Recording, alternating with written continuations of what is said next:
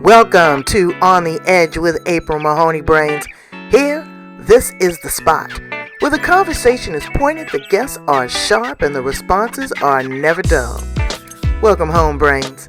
There's only one requirement to hang out on the edge, is that you open your big brain and close your small mind. Did you bring your thinking caps? It's time to put them on, because the conversation starts now.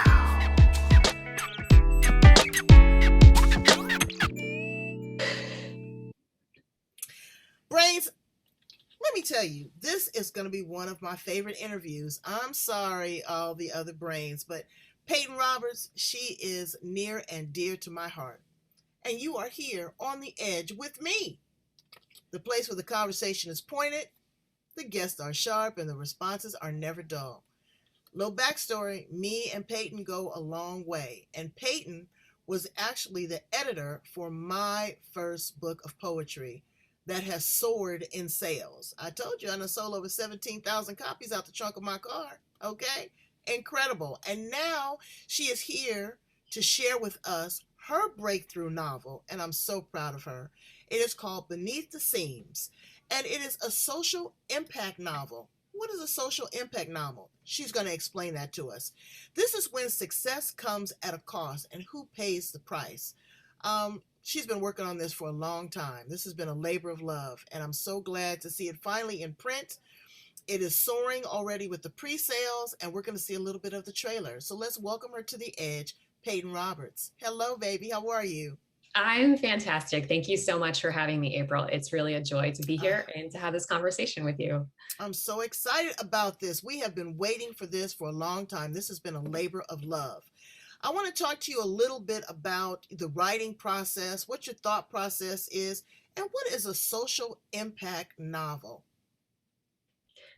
Great question. A social impact novel. Well, the term social impact implies that it's more than just a story. So I set out to write this novel because I felt that there was an injustice in the world. I felt that the way that garment workers were treated in the fashion industry was really unacceptable. And I didn't see a lot of other people around me personally who were as bothered by that as me. And so I had this story idea that came to me, and it just wouldn't let me go. It wouldn't let go of me. And so I pursued that. And over time, I learned this term social impact, that maybe through story and through narrative, that could start to invite people to see things a little bit differently about how our clothes are made and who makes them. You have been working on this for a long time, and I reflect back on the time when you had made several posts about Made in America. You were very, very strong and an advocate for the clothing industry and things being made and produced here. And when we went on our trip to China, do you remember when we went to the silk factory and we looked, and you've been a seamstress, your entire life as a girl, you've always been sewing. So you looked at the fabric, and we didn't get to see too much of how it was, being turned into garment, but we had a good idea of what was going on, and that really resonated in your heart. So tell us a little bit about the novel. Sure. So the novel is about a fashion designer in Houston, Texas named Shelby Lawrence, who is launching her mother-daughter dress business into retail stores across the country. And she has this deep-seated desire to provide for her family. She's got a 4-year-old daughter, and she wants to provide for her family both financially and by being present at home, which all parents know that's a difficult balance to strike. And through making decisions for her business, Shelby learns that those decisions impact a group of people across the world that she didn't know existed. And April, yes, our trip to China was very instrumental in opening my eyes to where a lot of the things that we buy are made and how they're made. And I wanted to infuse a lot of the research that I did and the secrets that I uncovered into the story. Well, and something else people may not know is your love for overserved and underappreciated. You have worked with orphanages, around the world. You still have bonded with a beautiful young girl that you met So this story also takes place in Bangladesh. That's not where you really kind of focused a lot of your efforts, but in the Philippines. And you had such a love. You went to this orphanage. How many times did you go to that orphanage? So I was leading our church youth group, and we did 2 service trips to that orphanage. And I know our church is out in Guam has done at least one other trip since I've left. And it was so eye-opening to be able to go and serve. This was in the Philippines, and Will I you? haven't. I'm sorry, I hate to interrupt, but that it just warms my heart. Will you tell them about the story and how you reconnected with that young girl again, please? Sure, it's an incredible story. So our youth group went to serve at this orphanage in Manila for a week. And at the time, living on Guam, I was blogging. And so I blogged our experience. We had a phenomenal week, just holding babies and leading Vacation Bible School and a sports camp. We had a great time. And we went back 9 months later. We were leaving on Easter Sunday. 2 days before we left, I had an email, excuse me, completely out of the blue from a French family who was living in the United States. And they said, we Googled and found your blog, and we saw a picture of you holding our daughter. We have been paired with the girl at this orphanage to adopt her, and we want to know anything you know about her. They were waiting their 6 to 9 months to be able to go and get her once the paperwork all went together. And so I was able to email them back and say, you won't believe this, but we're leaving in 2 days to go back there. And I would love to take pictures and video and update you about what she's like. She was about 20 months at the time. And remarkably, 6 months after that, my husband and I were stationed. We moved from Guam to Virginia on a military transfer.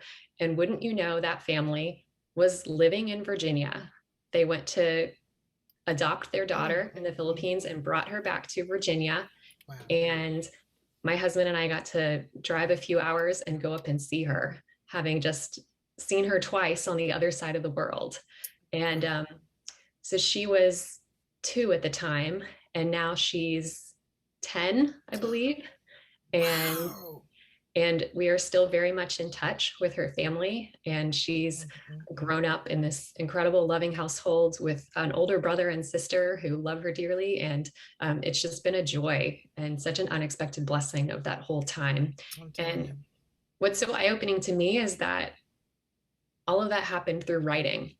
It was because I had the blog. It was because I've always felt called to write. But it was through those words that this family was able to connect with me. It's And amazing. it is. It's amazing. And I get teared up every time I think about it because, again, God showed up. And we talked about this on our trip, on our travel.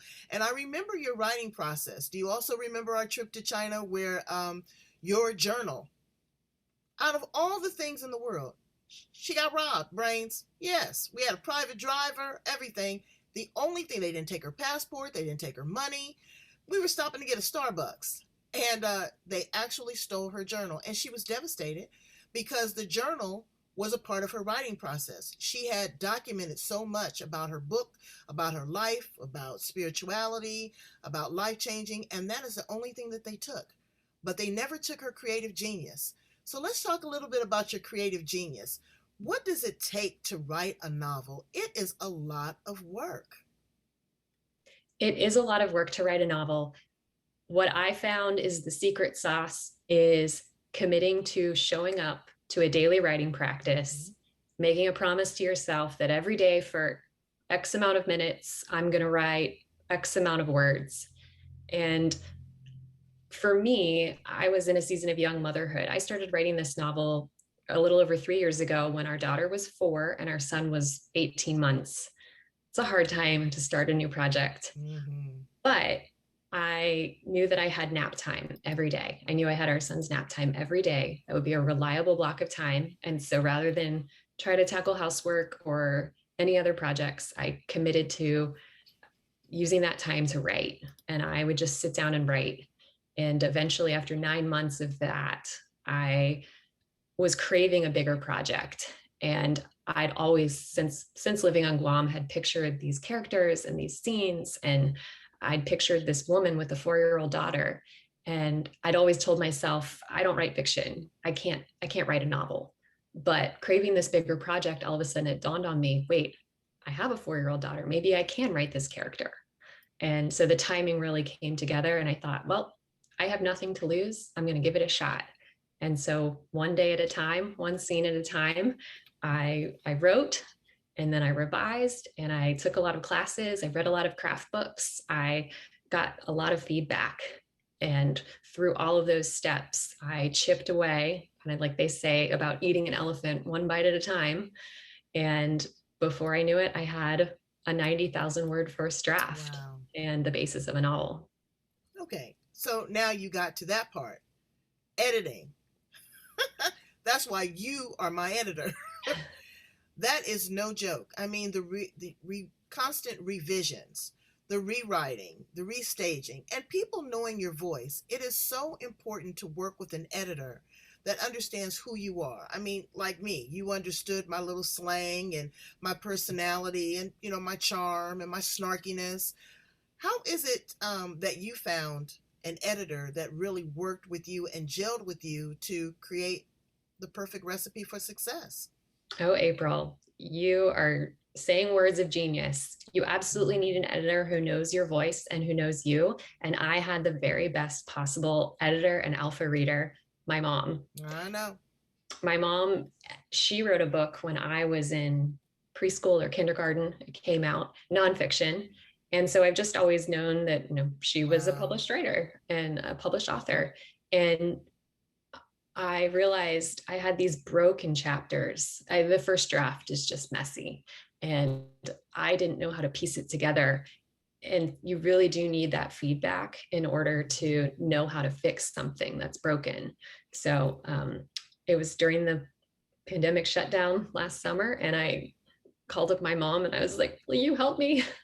And she did. She poured so much heart and soul into helping me get the story right.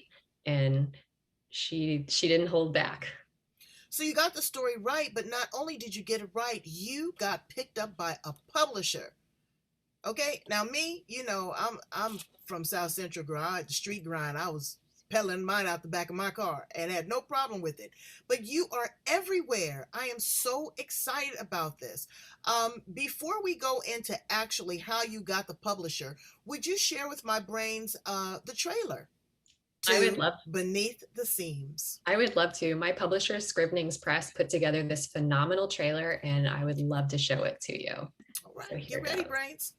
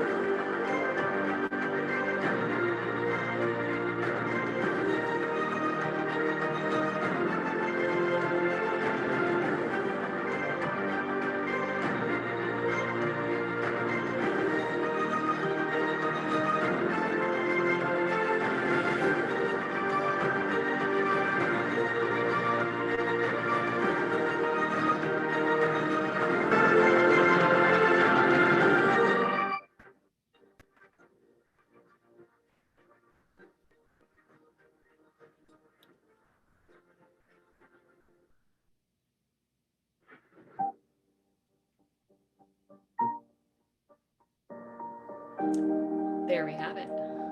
Wow.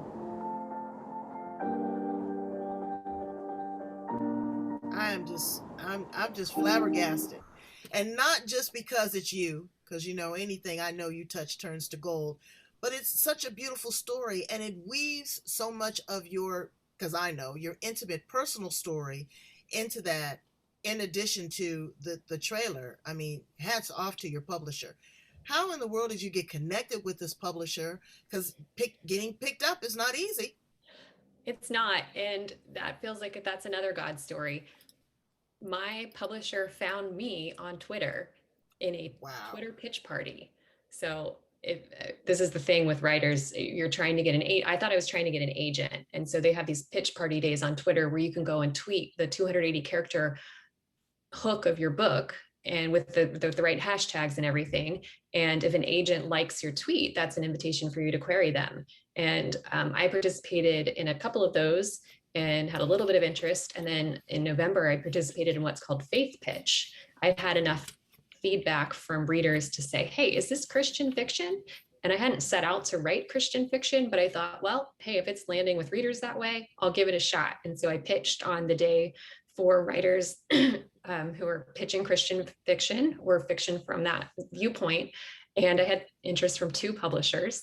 I sent off my first 3 chapters, and within 3 hours, Scrivenings Press, this editor wrote back and said, we loved it, send the rest. 3 weeks Wow. later, I was, no kidding, Wow. at my mother-in-law's house folding laundry, and I got a phone call. I almost didn't answer it because I didn't recognize the number, thought it was spam, and it was the editor calling to say, we loved Beneath the Seams. We want to offer you a contract to publish it. Wow. Wow. Talk about a God moment. It was really exciting. The journey to publication is so long. It usually takes 6 months to a year to get an agent, and then another 12 to 18 months to get a publishing contract. And it was really neat to see how through working with Scrivenings Press, they had a May publication date. And so I was able to just kind of jump straight to holding my book in my hand. Okay, so now, again, you and I are both manifestors. Where do you see this going? Short story, more books, miniseries? Well, for starters, my hope for this book is that it speaks to readers to where they want to share the story and say, hey, not only did I love these characters and love the journey they went on, I learned something too. And I hope that value creates an opportunity where they want to share the book with others. And 2, I hope that readers will join the movement, the conscious fashion movement, of asking more questions about, why is this shirt at the grocery store so inexpensive? Why, where, when something says made in China or made in Cambodia, what does that mean? And what brands can I trust to know that the money that I'm spending is actually making it into the hands of the people who make the garment? Exactly. So I would say that's my immediate hope for the book, is that it creates a movement, or at least creates an opportunity to invite more people into the conscious fashion movement. Well, it's very important because you always see the backlash from some of these celebrities that are, they're into movies, or they're into music, or they're into, miniseries, whatever, and they attach their name and associate their name to these labels and have no idea of the impact and the grind and the underserved and the overlooked and the disadvantaged. I mean, this is slave labor. Sometimes they're putting hand sewing buttons on shirts and making 25 cents a day, 50 cents a day. They're not being fed. They're in inhumane conditions. So there's a lot involved in that. So Peyton, I'm sorry, what did you want to say, baby? Well, I just wanted to add to your point that, I got really 8 or 9 years ago, I got really big into this idea of made in America. Well, that's a foolproof way of making sure that the workers are treated and compensated properly. But it turns out that right here in California, yes, workers are making less than minimum wage because there's a caveat where they can get paid by the item instead of paid by the hour. And so right here in America, this injustice is happening. And there's a bill in the Senate right now, SB 62, that that we're hoping passes and changes the laws to create It will. more equity among garment workers here in the Well, state. it's one step at a time, and you didn't take a step, you took a major leap. And again, like I said, I am so proud of you. Tell my brains how to get a copy of Beneath the Seams, and to follow you on all of your social media platforms, because I know where to find you. Right here. Beneath the Seams is available in paperback on Amazon and Kindle, and it's also you can order it through any local bookstore, including Barnes and Noble. Um, all of my social media links are on my website, which is peyton-roberts.com, peyton-roberts.com. And I would love to connect with more brains. I love your friends, April. And we love you. Brains, please don't walk. Run out and get a copy of this. It is an easy, relaxed read. It's perfect for springtime with a nice big hat and a nice cool libation out by the pool. It's a lot of information that is going to resonate with your heart, that is sincere. It's a great gift for Mother's Day, because it is a socially impactful, idealistic opportunity for you to share with your child about what's going on in the world and get their little perspective. And I love the mother-daughter concept. You are like a daughter to me, and I love you, and I just can't wait to see where this goes. Okay, brains? Like I said, run, don't walk, to get your copy of Beneath the Seams right now. And go back and check out other edgy conversations right here on The Edge. All right, brains. Talk to you soon. Bye, Peyton. Bye, April. Such a pleasure.